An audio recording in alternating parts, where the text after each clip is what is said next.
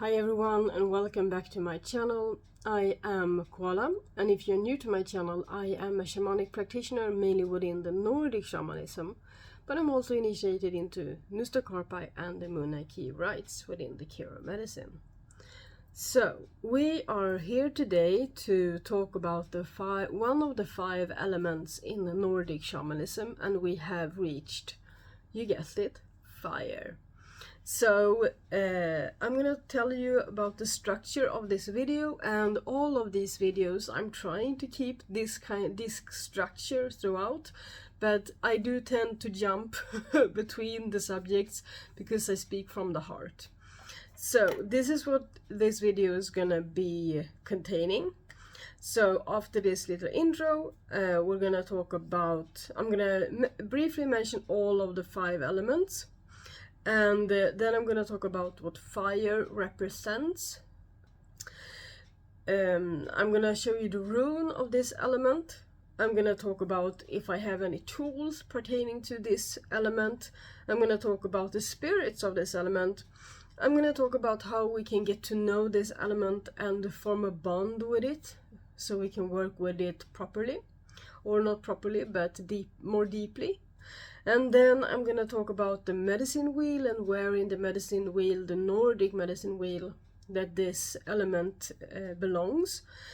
And then I'm gonna end the video with asking you to comment, subscribe, and hit the like button. So, welcome to my channel and welcome to this video.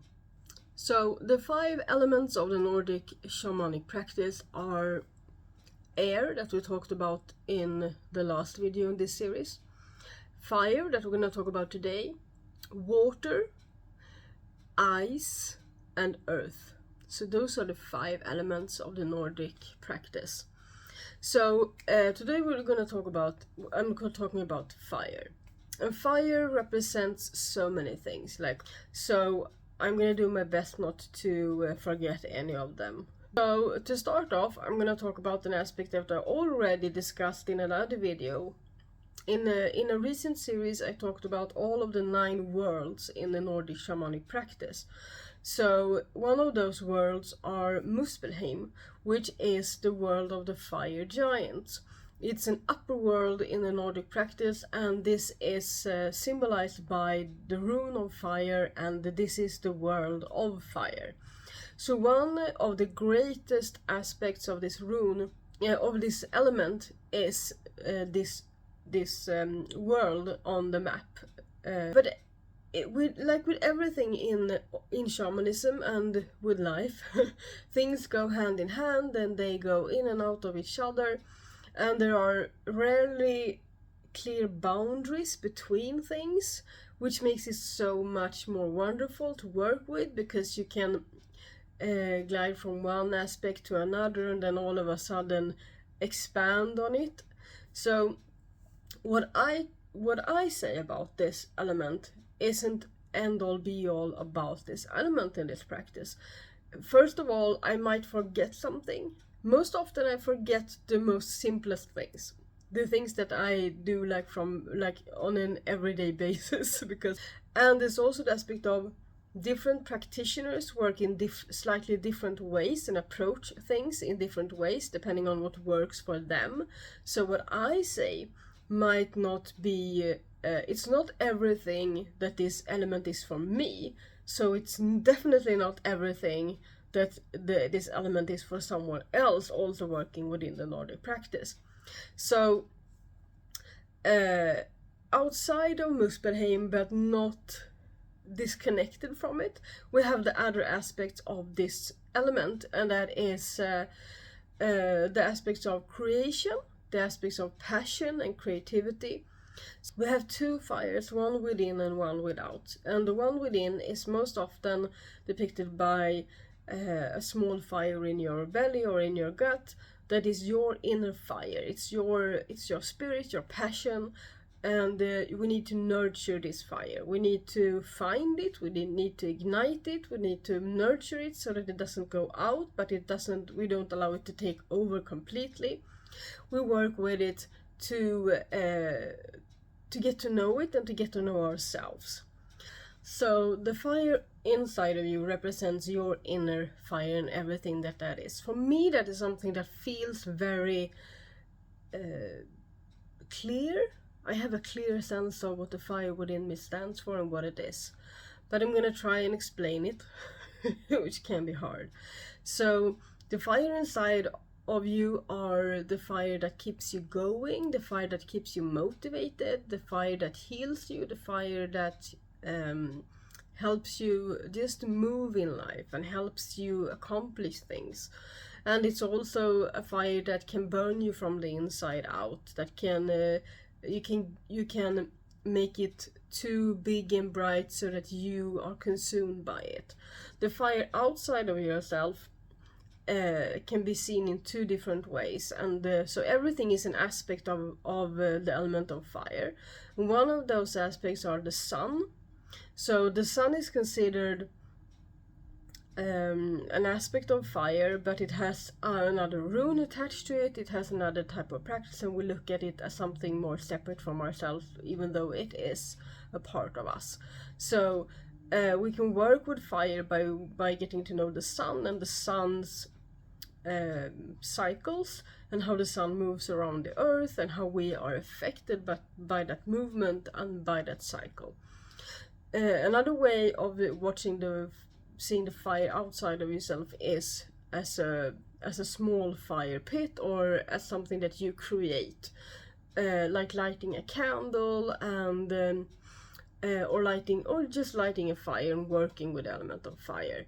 So the element of fire outside of yourself can have a different meaning to you, but most of all, I think the fire outside of yourself is just it's just an easier way to work with fire and get to know fire, so that you then can put whatever you get to know outside of yourself with the element of fire is a reflection of what's inside of you. And once you know fire well enough outside of you, you can see that inside of you and work with it inside yourself. So for instance, we can look at the property of warmth, of heat that fire has. When we light the fire, it exudes warmth and heat, and it also lights up a room. And those things are true for the fire within as well.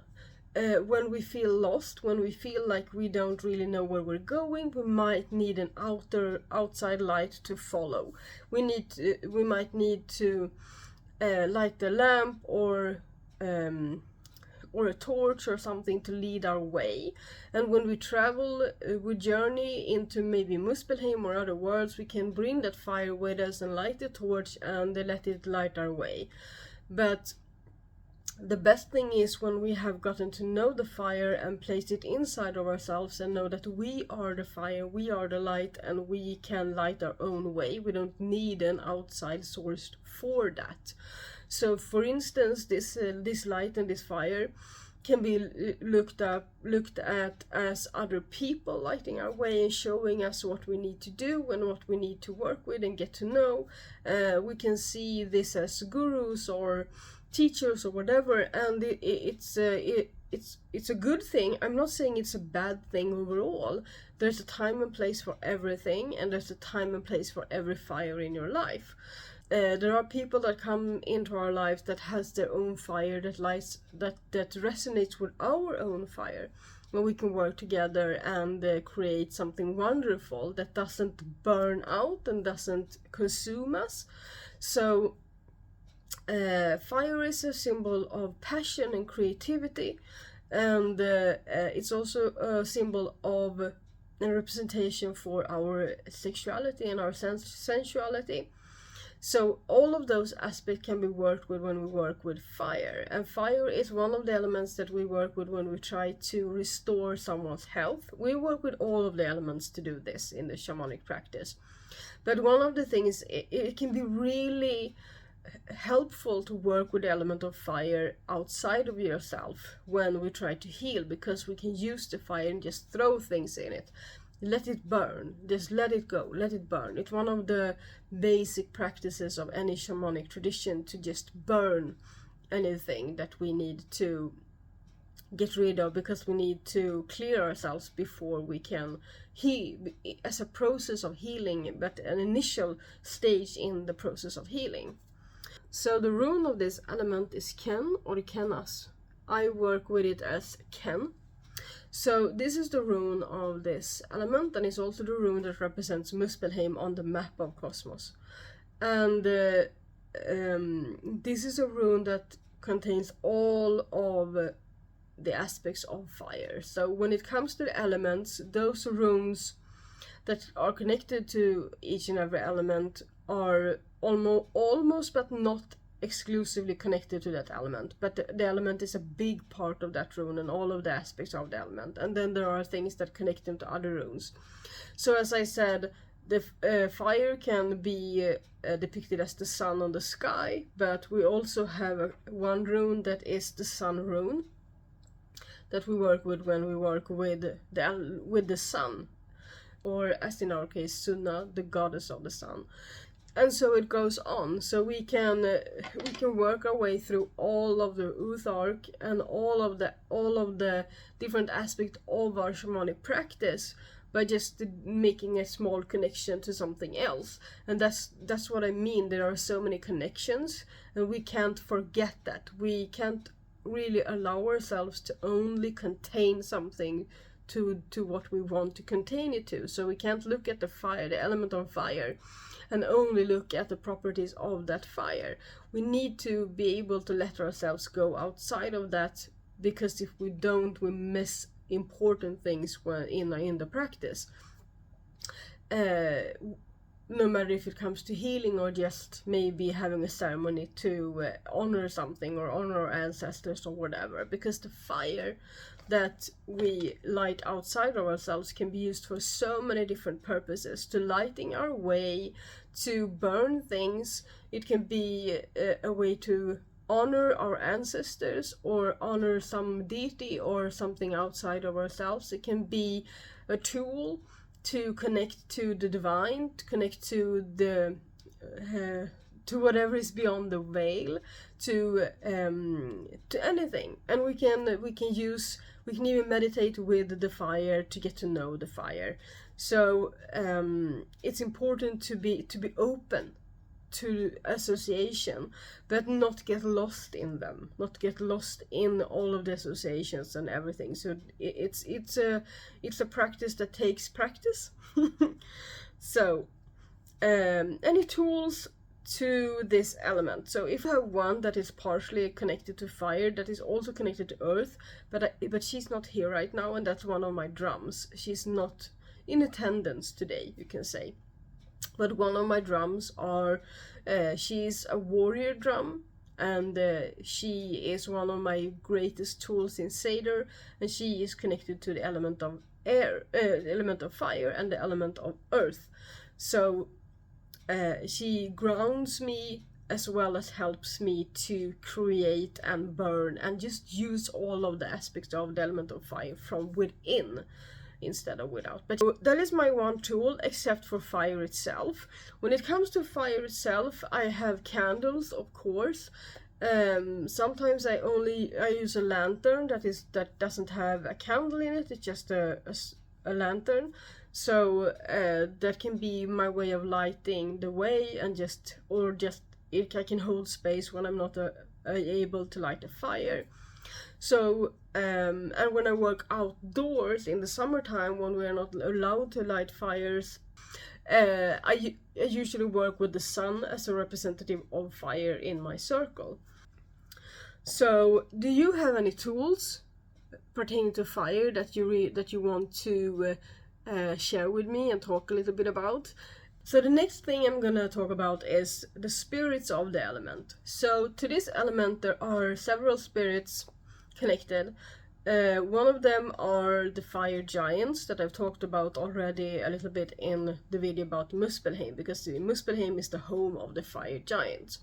So in the Nordic creation story, fire and ice is what creates the world, is what makes the Big Bang, and it ultimately ends with creating water, the life-giving water that nurtures everything so that life can come to be.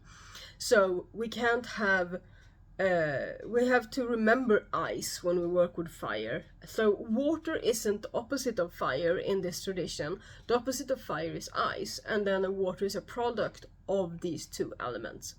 So in Muspelheim lives the fire giants, and they help with the creation inside and outside. And we can call upon our inner fire giants when we need creation, when we need to create something.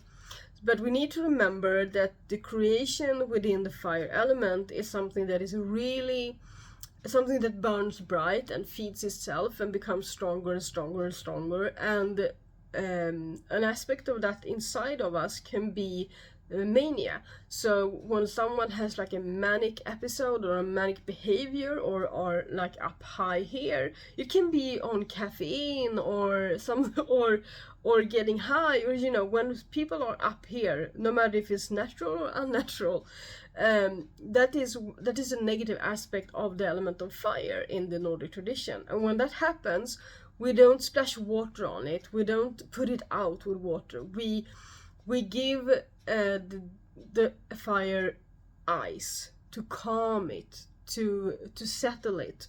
The ice is the next stage in the creation process when you create something, because ice comes with the shaping aspect. So fire can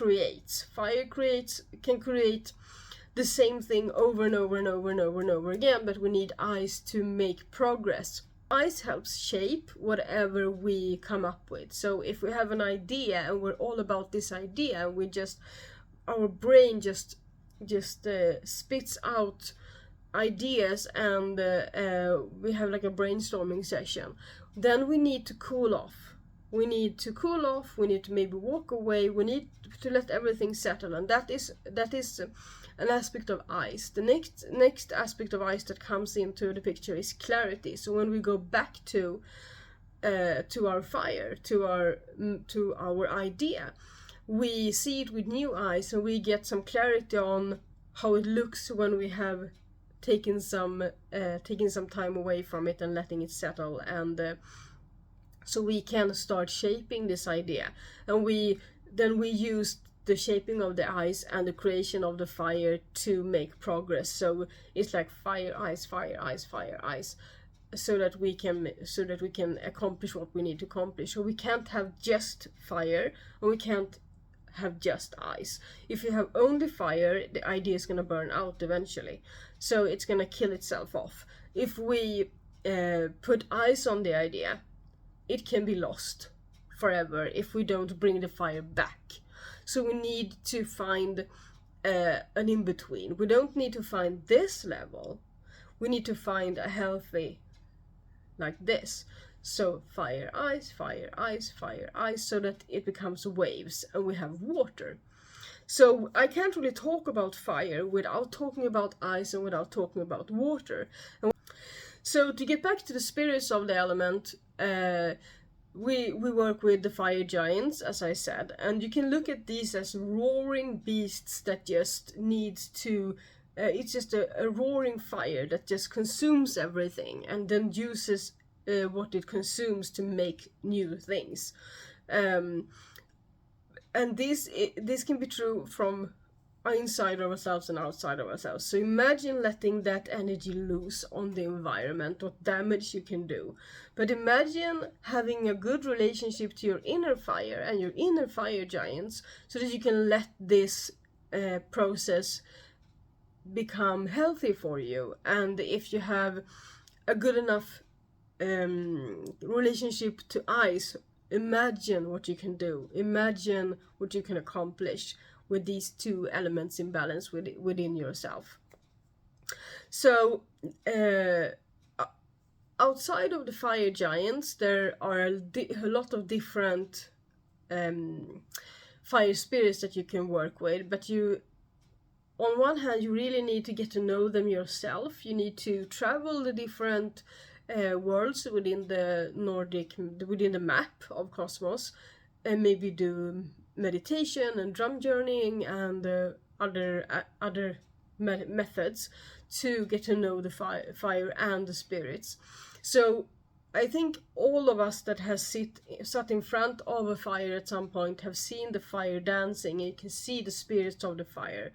That is one aspect of the spirit of the fire, and it's up to you when you work with the element of fire to discern, is that simply the fire giants showing themselves, is it something else, and are these spirits a feminine energy or a masculine energy, and how does that look for you, and how does that reflect what's inside of yourself? Remember, we always need to be open to going outside of the general terms and just like representations of the element itself to get to know the element and then come back to it. So it's a flowing kind of practice. So when I work with fire, I have mainly one fire guide or fire spirit that I work with, and I work with him when I work with Seder.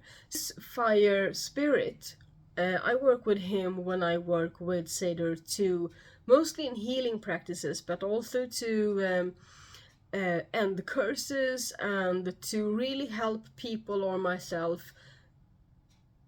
How do I say this? If someone is going in the wrong direction in their life, and if they're just spiraling in a bad way, and they need to cut that short, they need to stop that so that they can find another way and get back to their path that they want to be on. That is when I work with this fire spirit, and he has a horsetail whip that he helps me work with. So I'm usually drumming and I'm channeling this fire spirit when I work with him. It's like he finds the things inside of us that we really need to look at but also get rid of, and it's like when we spiral if you have a negative spiral in life, we usually go back to the same thing and feed the same thought, we feed the same behavior pattern, the same routine that we don't need, bad routines. And it's like he takes these and just digs them up with this horsewhip and then burns them in the fire. So when I work with him, I have to have a fire going the whole ceremony and the whole practice, because that's where he gets his energy from, and he is a part of me. So make no illusions of thinking that he's something separate from me that rises from the fire. He's an aspect of me, but I can reach him and I can work with him through the fire. But I just want to say that I have this fire spirit, this guide, that at the beginning he was my teacher, connected to this element and connected to the rune of Kenaz. And then when I practiced together with him, we became equals, and that is also when I understood fully that he is already a part of me, an aspect of me, because I am a part of the whole of the universe, of cosmos, and of fire. So any work you do within shamanic practice, you're going to end up in the same spot, that you are a part of the whole, and the whole is inside of you as well as outside, and we can reach all of these tools and aspects and guides and spirits through just ourselves. So getting to know fire. So I'm gonna, just to not go too deep, I'm gonna mention two practices to work with fire, one inside of yourself and one outside of yourself. I think to work with the fire within, the best way to start doing that is to do it in a meditative state. So the most important thing is that you can close your eyes and not have any outside light source that takes over your concentration or your perception when you try to find the fire within. If you want to start working with the fire within, you put yourself in a meditative state, and then you just go inside of yourself and look for the fire. And it's located somewhere between your heart and your butt.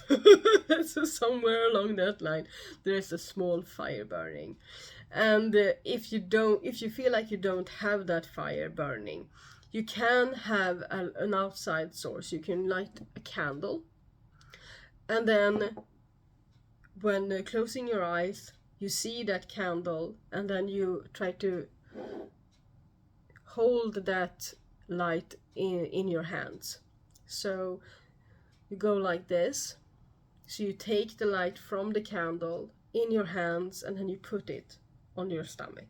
So you lower your hands and put it on your stomach and you let the fire come within. So what really happens isn't, you're not taking the fire or putting the fire inside of yourself. You're using the fire from without to light the fire within again. So when you take a deep breath in, almost inhale it through maybe your belly button, and what's gonna happen is you're gonna feel a sensation of some sort, and this can take some practice.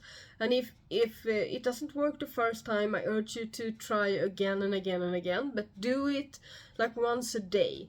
Don't sit there and do it for an hour, like every minute for an hour. That's you need to have the ice time between them so that you can really let it sink in and let it rest within you between, because lighting the fire within, if it has been put out for a longer period of time, it might not be able to just become a roaring fire in an instant, because you might need time to absorb that and really have it going again.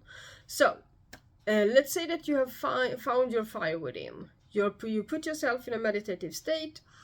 You have found your fire within. Now you let it wander and you breathe in to give it oxygen. And you breathe out to let go of the things that it burns. So it can burn away pain, it can burn away negative heavy energy. And that's what I think you should do the first time. So locate your inner fire. And then use your breath to feed that fire. But you control it. So we don't let it burn ourselves from the inside out uncontrollably. So you let it, for each breath that you take, you feed the fire more oxygen and you let it grow. So with a few breaths you can let it grow and take place all of your like torso, all the way maybe from your butt up to your neck, and just burn away, see it burn away any heavy energy, and then all the way into your arms. So it's like you let your inner fire just lick the inside of your arms and hands, and then you draw it back so you can breathe in and give it oxygen, and then you can when you breathe out you can also let it take it back. So it's like you breathe in, let it grow, and then breathe out and draw it back, so that you don't let it stay that way for too long. And then you do the same with each of your legs, and then up to your head, and then back again. And then when you have it only in your torso again, you take a deep breath in and give it more oxygen. And then when you breathe out, you just make it smaller and smaller and smaller until it's the size of maybe a tennis ball inside of you, and that is a good size for your inner fire. So you can intentionally use your inner fire to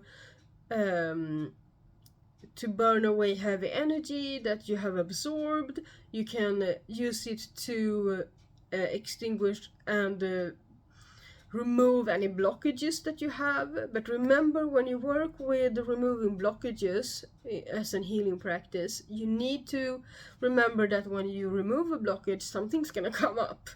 That blockage is blocking something, and when that blockage is when it's taken away, something's gonna come flowing up. You can experience so many different things depending on what is blocking, because you have started up the flow again, and it starts like this.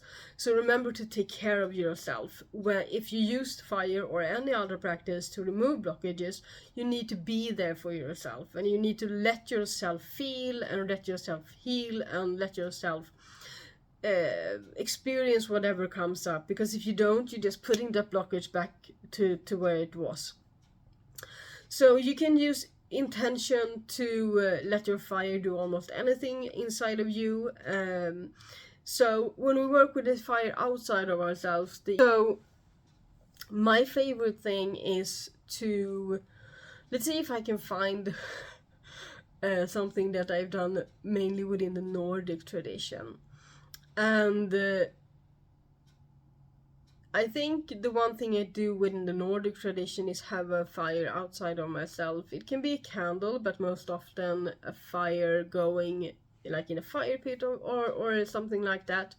And then we move, right? So we move and we lift the energy. So we burn away anything, we throw it in the fire. So we use our inner fire giant to throw anything we want to get rid of into the fire. So we move and we let the flow, like the circulation, we make the circulation go faster and faster.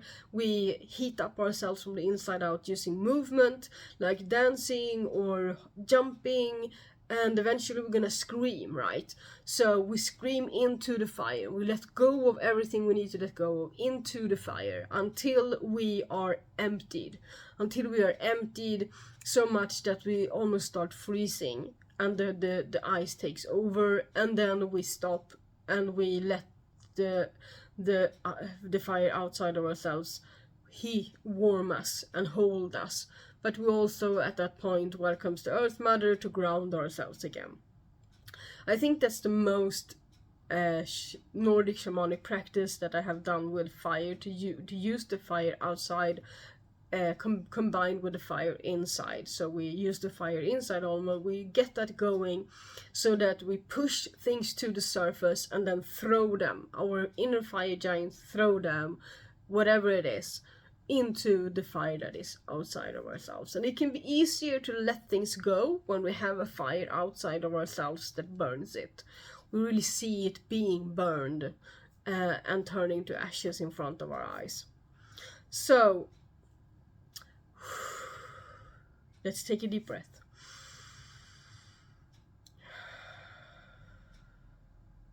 And relax. Because I could feel my inner fire just going. I can talk about this for the longest time because my fire gets going, and it's just a way. It's like my inner fire want to share this and talk about this, and that's one of the positive aspects of fire and getting going and becoming motivated. But I'm coming to an end with this video, so I need to take a deep breath.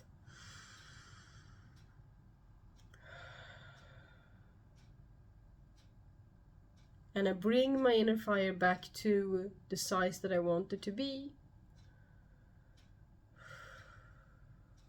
so that I can start closing up this video. So, when it comes to the medicine wheel, we have fire in the south.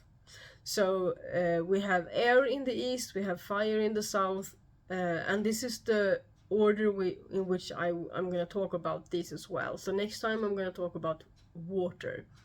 So we have fire in the south together with the sun, together with the summer, together with everything that is warm and heating and bright. So next time we're going to talk about water, and we'll come to the west direction of the medicine wheel. So don't forget to comment. And if you don't know what to comment, put anything that you connect with fire, maybe a fire emoji in the comment section. I would be really grateful. You can ask me any question and I will get to it when I see the comment, which is usually quite fast, like within 24 hours mostly I see the comments and answer them. Tomorrow, however, like the day you're watching this, if you comment, it might take another day or so for me to get back to you, because my birthday is on the 6th of May. So I might not check comments on my birthday.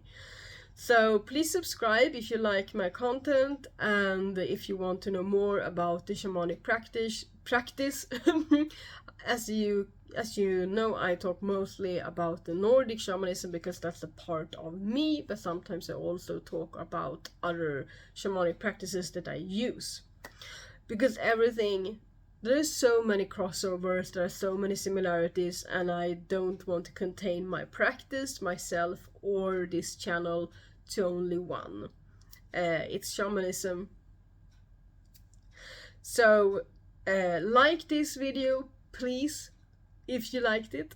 So yeah, I hope you enjoyed this video. I hope that you continue on this journey with me through the elements, and I will see you in my next video. And I will put some, there will be some things for you to click on the screen. And yeah, I walk in beauty with the fire within as well as the fire without. Shingling.